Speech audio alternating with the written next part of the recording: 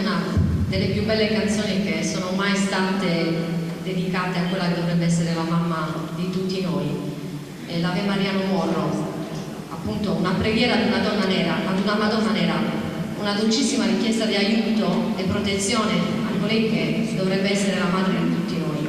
Nella versione degli Scorpions cantano Anna Maria Montenegro, Gina Marrosu e Daniela Dio.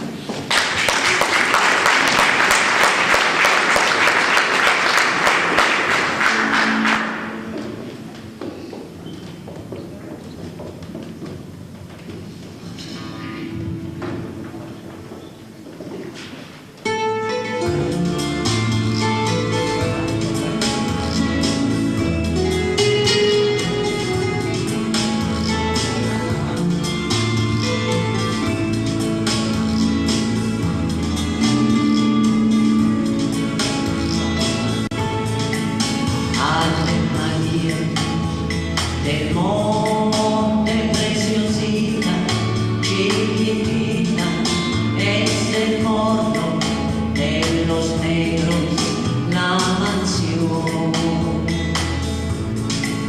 Extraño mundo, tan desgraciada y tan sencilla.